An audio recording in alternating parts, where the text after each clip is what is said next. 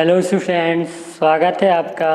मैं हेमंत विश्वकर्मा आपका स्वागत करता हूं आपके अपने YouTube channel study with Hemant Vishwakarma के साथ। अगर फ्रेंड्स आपने हमारे चैनल को सब्सक्राइब नहीं किया है तो प्लीज़ सबसे पहले हमारे चैनल को सब्सक्राइब करें और बेल आइकन पर प्रेस करें। तो हम अपने जो टॉपिक है, जो BTC 4th सेमेस्टर की मैथ चल रही थी हमारी, उसमें हम अपना टॉपिक प्रायिकता को पढ़ रहे थे। ठीक, प्रायिकता के बारे में। तो हमने पिछले लेक्चर में आपको प्रायिकता में सिक्कों के बारे में जानकारी दी थी। अगर आपने हमारी पिछली वीडियो नहीं देखी हो तो पहले उसे जाके देखें। उस वीडियो की जो लिंक है मैं आपको डिस्क्रिप्शन में दे दूंगा। ठीक, तो आज हम उसी के थोड़ा आगे बढ़ेंगे, प्रायिकता में पासे के बारे में जानेंगे, क्योंकि हमारा जब 4th सेमेस्टर है उसमें पासे और सिक्के से ही क्वेश्चन आते हैं। ठीक, अगर आपके ताश से आते तो हम वो भी आपको कराते, और आप बोलेंगे तो मैं उनको भी करा दूंगा। हाँ, तो देखेंगे आज थोड़े पासे से रिलेटिव सवाल, एक पासे से और दो पासे से, फिर उसके बाद हम कुछ अच्छे से सवाल लेंगे। तो देखिए, चलिए शुरू करें। आज पासा के बारे में जानेंगे। टॉपिक वही है प्रायिकता। तो देखो, अब पासा में कितने फलक होते हैं सबसे पहले समझेंगे। पासे के 6 फलक होते हैं। हमने देखो खेले होंगे छोटे में, सांप सीढ़ी वगैरह खेली होगी, कुछ तो खेला होगा ना। उसमें पासा रहता है कि नहीं, डाइस बोलते हैं इसे इंग्लिश में। तो उसके 6 फलक रहते हैं और उन 6 फलकों में काउंटिंग लिखी रहती है। एक तरफ 1 लिखा रहता, एक तरफ 2, ऐसे 3, फिर 4, फिर 5 और 6, यानी 6 फलकों पर 6 नंबर लिखे रहते हैं। 1 नंबर, 2 नंबर, 3 नंबर, 4 नंबर और 5 और 6 कैसे लिखे रहते? एक पे ऐसा एक बिंदु बना रहता, 2 पे 2 बने रहते थे, 3 पे ऐसा 1 2 3, 1 2 3 4, 1 2 3 4 5 और 1 2 3 4 5 6। ठीक, ऐसे तो देखे होंगे अपन ने। तो ये पॉइंट बने रहते थे हमारे, और फलक कहलाते प्रत्येक हिस्सा। तो 6 हिस्से होते हैं पासे की। तो यानी हम कह सकते हैं कि जो पासे की कुल घटना है वो कितनी हो सकती है? 6 कुल संभव घटना। मतलब जैसे मैंने पासे को फेंक दिया तो मैं बोलूँगा 6 में से कोई एक अंक आएगा, यानी मेरी कुल घटना कितनी है? 6। अब वो अलग अलग टाइप से बोल सकता है कि समांक आ जाए, कि विषम अंक आ जाए, कि अभाज्य संख्या आ जाए, या 5 से बड़ी संख्या आ जाए। तब उनके लिए हम और सॉल्व करेंगे, उसी के लिए देखेंगे तो क्या है। तो हम जानते हैं कि पासे में कुल संभव घटना है वो हमारी 6 होती है। कितनी होती है? 6। ठीक, अब देखो ये लिख दिया मैंने, कुल संभव घटना आपकी 6 हो गई। प्रायिकता बराबर क्या होता है हमारा? किसी भी चीज़ की हम प्रायिकता निकालते हैं तो उसके लिए फॉर्मूला क्या होता था? प्रायिकता बराबर अनुकूल घटना। ठीक, अनुकूल घटना और डिवाइड बाय कुल घटना। ठीक, डिवाइड में क्या करते हैं हम? कुल घटना, कुल संभव घटना, कितनी घटना है उसकी घट सकती है। तो पहला क्वेश्चन देखेंगे क्या है आपका, कि एक पासे को फेंकने पर, ठीक, मैंने एक पासे को फेंका, पासे को फेंकने पर सम अंक आने की प्रायिकता। कौन से अंक आने की प्रायिकता? सम अंक। अब हम जानते हैं पासे में कितने संख्या रहती है? इससे 6 तक। अब सम अंक आने की अनुकूल घटना क्या होगी आपकी? अनुकूल घटना। सबसे पहले अनुकूल घटना के बारे में बात करें तो कितनी होगी पासे में, मतलब कितनी बार सम संख्या आ सकती है? देखो, 2 आ जाए तो हमारा सम अंक होगा, 4 आ जाए तो भी सम, और 6 आ जाए तो भी सम। यानी हम कह सकते हैं कि कुल हमारी अनुकूल घटना है वो कितनी है आपकी? 3 है। अनुकूल घटना कितनी है? 3। या तो 2 आ सकता है फेंकने पर, या 4 आ सकता है, या फिर 6 आ सकता है। अभी हम केवल एक पासा है हमारे पास, एक पासे की बात कर रहे हैं। 2 पासे की बात अपन आगे करेंगे। ठीक, अभी तो अगर अनुकूल घटना पूछे तो कितनी होंगी आपकी? सम संख्या वाली कितनी होगी? 3। और कुल घटना हम जानते हैं, कुल घटना कितनी होती है पासे की? 6 होती। तो अगर प्रायिकता पूछा जाए, इसकी प्रायिकता क्या होगी? सम अंक आने की प्रायिकता क्या होगी? तो क्या होगा? अनुकूल घटना बटे कुल घटना। यही होता है कि नहीं? प्रायिकता बराबर अनुकूल घटना बटे कुल घटना, यानी 3 बटे 6। यानी हमारा आंसर क्या आ जाएगा? 1 बटे 2। ये क्या होगा हमारा आंसर? ठीक, समझ आया होगा। अब क्वेश्चन नंबर 2 क्या है आपका? विषम अंक आने की प्रायिकता। अब एक पासे में कौन सा अंक चाहिए? अब विषम अंक चाहिए, सम अंक नहीं चाहिए हमें। तो क्या होगा? तो विषम अंक की आने की अनुकूल घटना क्या हो जाएगी? अनुकूल घटना। देखो ये क्या होगी? विषम अंक आने की क्या क्या आ सकता है? 1, 3 और 5। यही आ सकते हैं नहीं 5 में। अब कोई मत बोलना सर 1 वो 3 है 5 है 7 भी तो होता है विषम, लेकिन बिट्टू हमें क्या ध्यान रखना है, हमें ये ध्यान रखना है कि हमें 6 तक ही लेना है, क्योंकि 5 से कितने फलक होते हैं 6 से ज़्यादा नहीं लेना, वरना आप 7 भी ले लो तो हमें 1 से 6 के बीच में चाहिए। तो विषम अंक आने की अनुकूल घटना क्या होगी आपकी 1 3 5, यानी कुल घटना क्या होगी अनुकूल 3 हो गई। ठीक, आने की प्रायिकता, और कुल घटना कितनी होती है हमारी, कुल घटना वही होगी कितनी होगी 5 में 6, तो यानी प्रायिकता क्या हो जाएगी आपकी 3/6, अनुकूल घटना बटे कुल घटना, यानी ये कितना आ जाएगा आपका 1/2। आगे आगे नहीं। अब अगला क्वेश्चन है आपका, अगला तीसरा क्वेश्चन, 5 से कम अंक आने की प्रायिकता। एक 5 को फेंकें उसमें 5 से कम अंक आना चाहिए, यानी अनुकूल घटना क्या होगी हमारी, अनुकूल घटना। ठीक, तो इसके बारे में समझो। देखो हमें 5 से कम अंक चाहिए, यानी हमारा 1 आ जाए, 5 में 2 भी आ जाए चल जाएगा, 3 आ जाए चल जाएगा, 4 आ जाए चल जाएगा। 5 चाहिए क्या, नहीं चाहिए, 5 से कम चाहिए हमें, 5 नहीं चाहिए 5 से कम चाहिए, यानी ये नहीं लेंगे। तो यानी हम क्या बोल सकते हैं कि 5 से कम आने की अनुकूल घटना कितनी है 1 2 3 4, यानी हम बोल सकते हैं कि अनुकूल घटना कितनी है हमारी 4 है। ठीक, अनुकूल घटना बराबर 4, और कुल घटना वही होती है आपके 5 में, कुल घटना बराबर कितनी होती है आपकी 6। तो प्रायिकता क्या हो सकती है अनुकूल बटे कुल।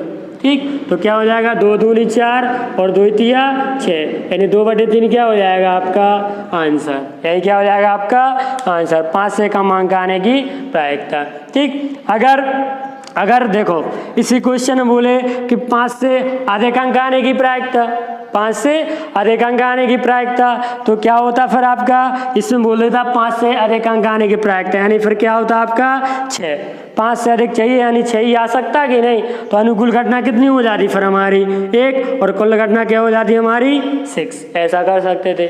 ठीक, 5 से अधिक अंक आने की प्रायिकता ऐसा हो जाता है 1/6, तो इस प्रकार हम इसको सॉल्व कर सकते हैं। अगला देखो अभाज्य अंक आने की प्रायिकता। एक 5 को फेंकने पर 5 की सतह पर या 5 की सतह पर सम अभाज्य अंक आने की प्रायिकता। तो पहले देखेंगे 1 से 6 के बीच में अभाज्य संख्या कौन सी होती है, तो अभाज्य संख्या कौन सी होती है बताएंगे जरा, वे संख्याएं जिसमें स्वयं का भाग जाता हो या 1 का भाग, इसके अलावा किसी का भाग नहीं जाता हो, वह संख्या क्या कहलाएंगी आपकी अभाज्य संख्या। और भाज्य क्या कहलाती है, जिनमें 2 या 2 से अधिक संख्याओं से भाग जाता हो, मतलब खुद से जाए 1 से जाए, उसके अलावा भी किसी संख्या से भाग जाए, तो वो आपकी क्या होती है भाज्य संख्या। लेकिन हम यहाँ पे किसकी बात कर रहे हैं, अभाज्य अंक आने की प्रायिकता। तो सबसे छोटी अभाज्य संख्या क्या होती है 2, ठीक, 2 के बाद 3 और 3 के बाद क्या होता है 5, ये क्या है आपकी अभाज्य संख्या। ठीक, 4 भाज्य है, 4 क्यों, क्योंकि 4 2 से कटेगी, 4 से भी कटेगी और 1 से भी कटेगी, यानी इसलिए वो क्या होगी आपकी भाज्य हो गई। लेकिन पूछा क्या हमसे अभाज्य का, तो यानी अनुकूल घटना कितनी होगी हमारी, अनुकूल घटना कितनी हो गई 3, 1 2 3, और कुल घटना कितनी रहती है हमारी 6, यानी क्या हो जाएगा 3/6, यानी क्या लिख सकते हैं हम 1 और 3 दूनी 6। अब समझेंगे जरा, देखो कल हमने बताया था आपको लास्ट वीडियो में कि अनुकूल घटना और कुल घटना दोनों का योगफल 1 होता है। कैसा होता है 1 होता है। देखो हम इसको कैसे सॉल्व करेंगे समझना जरा, देखो यहाँ से देखो, मैंने आपको ये वाला क्वेश्चन सॉल्व कराया था कि एक 5 को फेंकने पर सम अंक आने की प्रायिकता आपकी हो गई 1/2।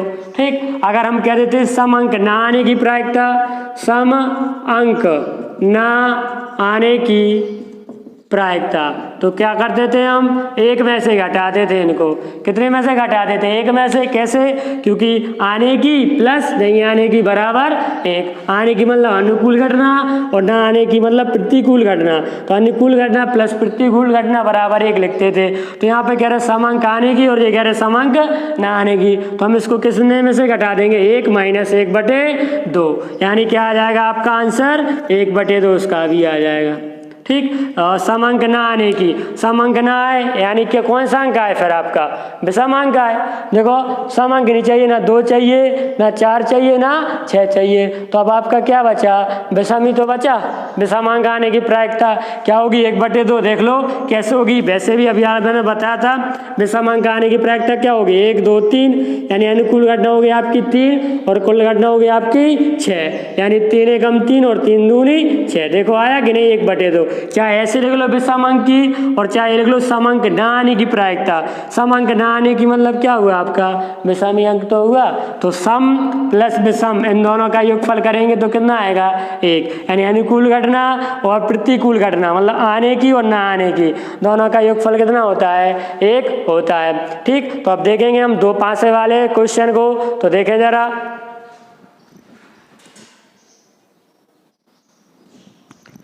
तो देखेंगे फ्रेंड्स, अभी हमने 1 पासे वाले क्वेश्चन को समझा था, अब हम 2 पासे वाले क्वेश्चनों को भी समझेंगे।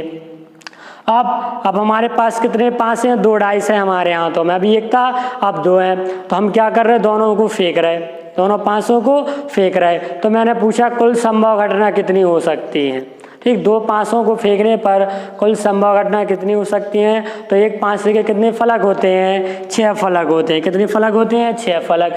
कितने पास है हमारे पास, 2, तो 6 का स्क्वायर लगा देंगे, यानी कितना हो जाएगा, 6 × 6 यानी कितना हो जाएगा, 36। हमारे पास कितनी घटनाएं आ सकती हैं, टोटल 36 आ सकती हैं। ठीक, और अगर मैंने बोला 3 पासों को एक साथ फेंका जाए, अब हम जैसे कितने पासे ले रहे हैं, 3 पासे ले रहे हैं, 1, ठीक, और आपका 2 और 1 पासा और ले रहा है, 3। अब जैसे उन्होंने कहा 3 पासों को एक साथ फेंकने पर तो क्या होगा, 6 की घात 3 हो जाएगा आपका। ठीक, कुल संभव घटना पूछे अगर तो क्या हो जाएगा, 6 × 6 × 6 यानी 36 × 6 यानी कितना आ जाएगा, 216। कितना आ जाएगा, 216। अगर आपसे एग्जाम में सीधा सीधा पूछा जाए कि 2 पासों को एक साथ फेंकने पर कुल संभव घटना कितनी होगी, तो सीधा 6 का स्क्वायर लगा देंगे, 36 क्या हो जाएगा आपका आंसर हो जाएगा। और अगर पूछे कि 3 पासों को एक साथ फेंकने पर कुल संभव घटना तो कितनी होगी आपकी, 216। अब देखो इस पे क्वेश्चन कैसे बनते हैं, इसकी हमने आपको पूरी 2 पासे वाली कंडीशन हमने आपको पूरी कंडीशन लिखा दी। देखो समझना जरा, 2 पासे वाली, देखो 2 पासे वाली कंडीशन को समझे हम, तो 2 पासे में कुल संभव घटना होगी 36। अब 36 कौन कौन सी होंगी देखना, जैसे मान लो मेरे हाथ में 2 पासे थे, मैंने इसको भी फेंका इसको भी फेंका, इसमें आ गया 1, इसमें कितना आ गया आपका, 1 आया, और इसमें भी 1 आ गया, 1 घटना हो गई। अब मैंने फिर से फेंका, इसमें 1 आ गया, इसमें क्या आ गया, 2, फिर से फेंका, इसमें 1, इसमें 3। तो देखो पहले वाले में 1 1 आया, फिर दूसरे वाले में पहले 1 1 आ गया दोनों में, फिर 1 2, फिर 1 3, फिर 1 4, 1 5 और 1 6। मतलब इस वाले के तो हम 1 ही मान रहे, इस वाले की हम बदल रहे, 1 आया, फिर 2 आया, फिर 3 आया, फिर 4 आया, फिर 5, फिर 6। तो यानी पहली कंडीशन ये बनेगी। अब मान लो मैंने फिर फेंका, तो इस वाले पे अब 2 आ रहा, और इस वाले पे संख्या बदल रही, 2 1, 2 2, 2 3, 2 4, 2 6, मतलब 2 5 और 2 6। तो इस प्रकार हम कुल संभव घटना बता सकते हैं कि कितनी होगी हमारी, 1 2 3 4 5 6, 6 है, और 1 2 3 4 5 6, 6 × 6 यानी कुल घटना कितनी हो गई हमारी, 36। कुल घटना कितनी हो गई हमारी, 36। अगर इसमें पूछा जाए कि 2 पासे को फेंकने पर न्यूनतम योग कितना आएगा तथा अधिकतम योग कितना आएगा, इस प्रकार का क्वेश्चन आपके एग्जाम में आया है। ठीक, देखो एक बार हम आपको क्वेश्चन स्क्रीन पे भी दिखा दे रहे हैं, लगा दो जरा क्वेश्चन। ठीक है, तो देखो क्वेश्चन में लिखा है कि 2 पासों को एक साथ फेंकने पर उनके ऊपर आने वाले अंकों या बिंदुओं का न्यूनतम और अधिकतम योगफल क्या होगा। ठीक, अगर मुझे न्यूनतम और अधिकतम योगफल बताना है इनका 2 पासों का, तो कितना होगा, अधिकतम। ठीक, थोड़ा मिस्टेक हो गया, अधिकतम योग और न्यूनतम योग और अधिकतम योग कितना आएगा। तो देखो सबसे कम क्या आ सकता है पासे में, पहली बार में भी 1 आ गया और दूसरे बार में भी कितना आ गया आपका 1 1, यानी ये क्या हो जाएगा आपका न्यूनतम योग, यानी न्यूनतम योग कितना आ सकता है आपका 2 आ सकता है एक पासे में। और अगर एक पासे में पूछे अधिकतम योग कितना आ सकता है दोनों को फेंकने पर, तो अधिकतम योग क्या हो जाएगा आपका 6 + 6 यानी कितना हो जाएगा 12। ये आपका ज़्यादा से ज़्यादा आ सकता है और ये कम से कम आ सकता है, दो 500 को एक साथ फेंकने पर। ठीक, अब अगला क्वेश्चन कैसे बनता है कि अगर पूछ लेते हैं इनमें जैसे कि सम अंक लिखिए, जैसे आपको क्वेश्चन दिया होगा, देखो मैं आपको दिखा रहा, आपकी स्क्रीन पर भी लगा दूंगा इस क्वेश्चन। एक मिनट, क्वेश्चन कहाँ गया उसको मैं दिखाऊँ। हाँ देखो आपकी स्क्रीन पर दिख रहा होगा, एक क्वेश्चन लग गया होगा। जैसे दिया है दो 500 को एक साथ फेंकने पर दोनों पर सम अंकों के ऊपर आने की घटना का समुच्चय ज्ञात कीजिए। मतलब हमने 500 को फेंका, दोनों 500 को, हमें उन पर क्या चाहिए, सम अंक चाहिए। तो कितनी बार सम अंक आ सकता है उसकी कुल घटना लिखनी है। तो देखो जरा, दोनों पर सम चाहिए तो क्या होगा आपका, एक ये हो जाएगा, दोनों पे सम है 1 2 3। ठीक, इसी के बाद आपका हो जाएगा 3 के बाद ये हो गया, फिर 4 5 6 7 8 9, यानी कुल घटना कितनी आ गई हमारे, 9 आ गई। कब आ गई, जब दोनों का योगफल क्या पूछा जाए, सम आने पर। ठीक, 2 2 2 4 2 6, ठीक, 4 2 4 4 4 6 6 2 6 4 6 6, ये हो गई आपकी संख्याएं। ठीक, और अगर ऐसे पूछ लें आपका अगला क्वेश्चन, देखो जरा अगला क्वेश्चन क्या है कि दो 500 को एक साथ फेंकने पर दोनों पर विषम अंकों के ऊपर आने की प्रायिकता बताने, घटना का समुच्चय ज्ञात करना है कि दोनों के अंक कैसे आए, विषम विषम आए। तो इन सबको जितनी अपन ने अभी बताई सम वाले, उनको छोड़ दो, जैसे 1 1, ठीक, आपका 1 1 हो जाएगा, और क्या हो जाएगा आपका जो क्या दिया है, दोनों पर विषम अंकों के ऊपर आने की प्रायिकता, विषम अंक चाहिए, 1 1 हो जाएगा, 1 3 हो जाएगा। ये नहीं लेंगे क्योंकि दोनों विषम थोड़ी हैं, एक विषम है और एक क्या है, सम, तो उसको नहीं लेंगे। 1 1 1 3 1 5, ठीक, फिर क्या होगा आपका 3 1 3 3 3 5, फिर 5 1 5 3 5 5, इस प्रकार ये क्या हो जाएगा आपका आंसर, उसका भी हो जाएगा। ठीक, तो इस प्रकार हमने 500 को समझा, और 500 से एक 500 को फेंकना और दो 500 को फेंकना, इस प्रकार आपके एग्जाम में दोनों के क्वेश्चन बनते हैं। तो अब थोड़े हम और अच्छे क्वेश्चन ले लेते हैं। देखिए क्या है आपके क्वेश्चन, देखो थोड़े अच्छे क्वेश्चन हैं, ये बहुत ही इंटरेस्टिंग है, आपके एग्जाम में ऐसे वाले अक्सर क्वेश्चन आ जाते हैं। तो देखो क्वेश्चन रहा आपकी स्क्रीन पर, देखो क्वेश्चन दिया होगा कि दो सिक्के, यदि दो सिक्के एक साथ 40 बार उछाले जाएं, हमने दो सिक्कों को कितनी बार फेंका, ऊपर 40 बार फेंका। ठीक, फिर क्या लिखा है, पढ़ो आगे। फिर लिखा हुआ है आपका कि चित्त चित्त मतलब हेड हेड, ठीक, चित्त का मतलब क्या होता है, हेड, और पुच्छ का मतलब होता है क्या आपका, पुच्छ या पट, उसका मतलब होता है आपका टेल। ठीक, तो दिया है आपका कि हेड और टेल, हमने एक पर दो सिक्कों को कितनी बार उछाला, 40 बार उछाला, दो सिक्कों को, ठीक, दो सिक्कों को उछाला हमने कितनी बार, 40 बार, यानी कुल संभव घटना हमारी कितनी हो गई, 40, कुल संभव घटना, कुल संभव घटना बराबर हमारी हो गई आपकी 40 हो गई। ठीक, अब क्या कह रहे हो उसमें, देखो दो 5 मतलब सॉरी दो सिक्के मतलब उस पर भी हेड टेल होगा, इस पर भी हेड टेल हो सकता है। ठीक, 40 बार उछाला है हमने। अब पूछा है कि हेड हेड मतलब चित्त चित्त, और दिया है चित्त और पट मतलब हेड टेल, और क्या है आपका पट मतलब टेल और हेड। ये कितनी बार आए हमारे, ये आया आपका 9 बार आया, ये आया आपका 8 बार, और ये आपका आया 12 बार। ठीक, मैंने मतलब सिक्के को 40 बार उछाला तो 9 बार क्या आया, हेड हेड आया दोनों पर। ठीक, और 8 बार क्या आया, एक पे हेड आया, एक पे क्या आया, टेल आया, और 12 बार एक पे टेल एक पे हेड आया। आ गया। अब ये क्या पूछ रहे हैं आपसे क्वेश्चन में, तो बताइए कि टेल टेल कितनी बार होगा। ठीक, हमें बताना है टेल और टेल कितनी बार आएगा। तो पहले इसको निकालेंगे, अनुकूल घटना निकालेंगे पहले क्या होगी। ठीक, तो देखो अब अपन के ये सिक्के देखना, टोटल सिक्के कितने थे हमारे, मतलब 40 बार फेंका था, 40 में से घटाएंगे, हमें टेल टेल का निकालना। तो टेल टेल की संभव घटना, ठीक, टेल टेल आने की संभव घटना, टेल टेल आने की संभव घटना क्या होगी आपकी, ठीक, संभव घटना। तो देखो कुल 40 बार फेंका था, में से घटा देंगे इनको। ए नहीं चाहिए हमें, ए वाला भी नहीं चाहिए, हेड टेल भी नहीं चाहिए और ए वाला भी नहीं चाहिए। यानी जब हम इन तीनों के योगफल को 40 में से घटा देंगे तो हमारा कौन कौन बचेगा, टेल टेल वाला ही बचेगा। क्यों? क्योंकि दो सिक्कों को फेंकने पर कुल संभव घटना कितनी, 4 होंगी ना। कुल संभव घटना कितनी होगी, 2 का स्क्वायर यानी कितनी, 4। या तो देखो दोनों सिक्कों पर हेड हेड आता है या टेल टेल आता है या हेड टेल आता है या टेल हेड आता है, यही तो आते। अब आपके देखो 1 2 3 चीज आ गई, तो आपकी कौन सी चीज बची, चौथी तो बची।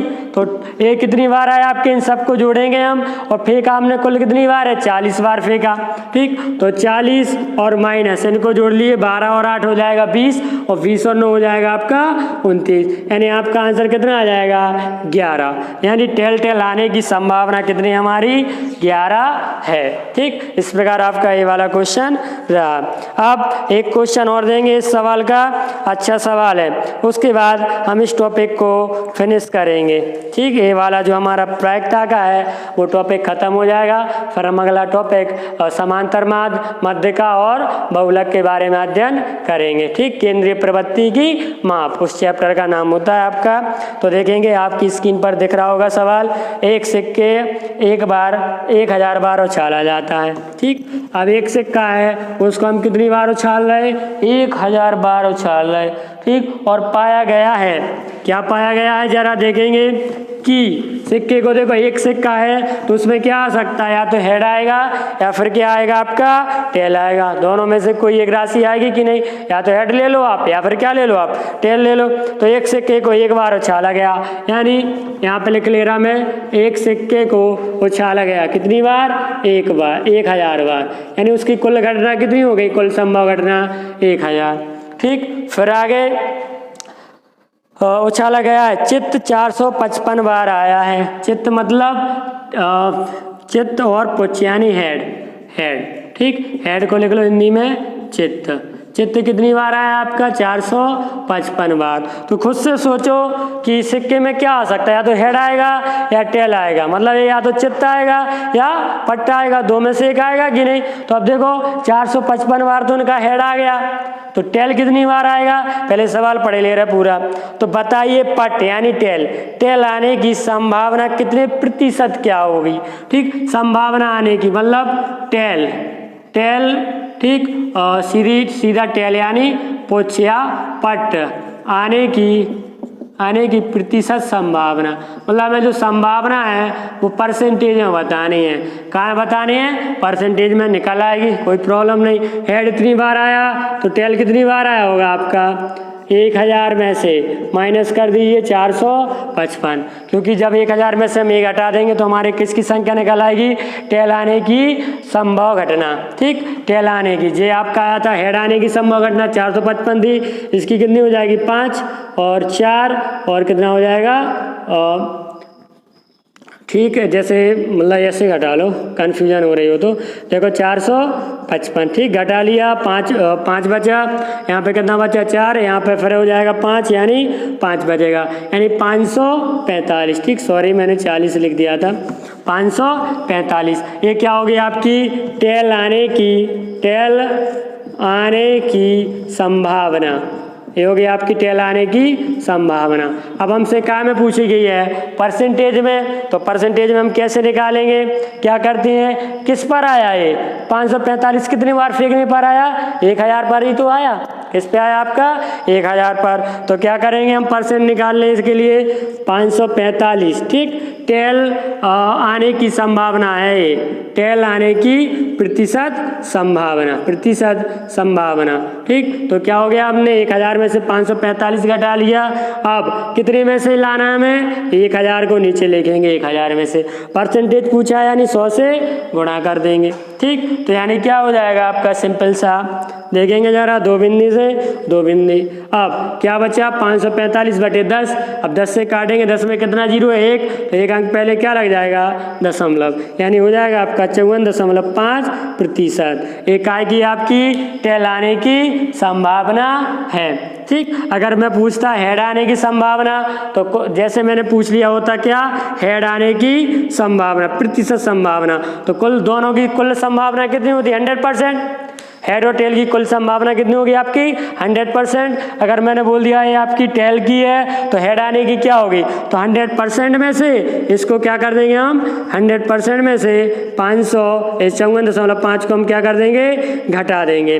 तो घटा देंगे तो हमारा कितना आ जाएगा 54.5 को हम घटा देंगे तो हमारा आ जाएगा 45.5, यानी ये काय का हो जाएगा आपका, ये हो गया टेल आने की संभावना प्रतिशत, तो ये हो जाएगी आपकी हेड आने की संभावना प्रतिशत। ठीक, इस प्रकार फ्रेंड्स आप प्रायिकता के सभी क्वेश्चनों को सॉल्व कर सकते हैं। अब हम अगले लेक्चर में मिलेंगे आपके साथ, जब तक के लिए देखते रहिए, धन्यवाद।